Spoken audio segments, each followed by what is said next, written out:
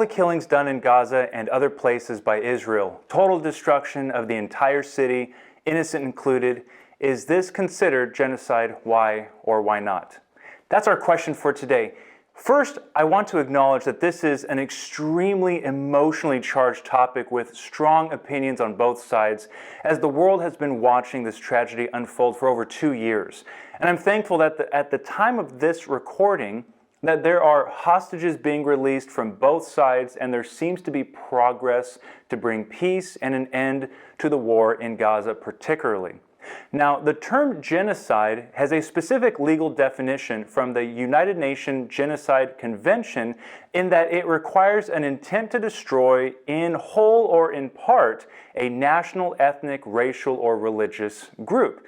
So the tragic innocent loss of life during war times is one thing, but the deliberate intent to exterminate a people group, genocide, is another.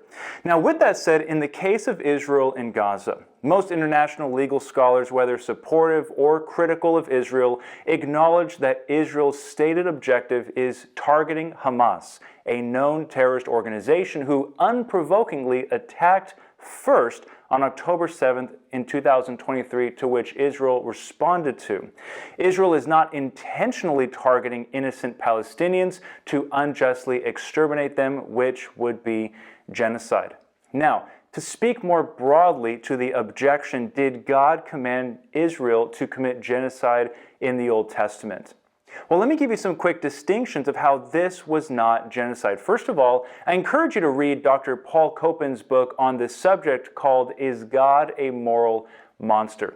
Secondly, what you see in passages like Deuteronomy chapter 7 and Joshua chapter 6 through 11, where God commands Israel to destroy nations such as the Amalekites, Amorites, and Canaanites, the difference from genocide is that this was not ethnic extermination.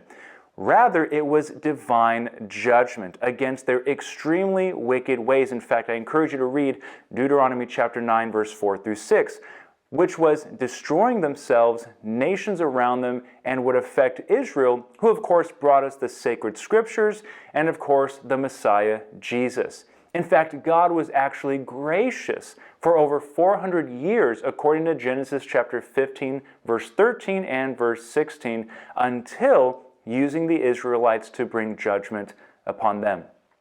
That's my response, and I'd love to read yours in the comments.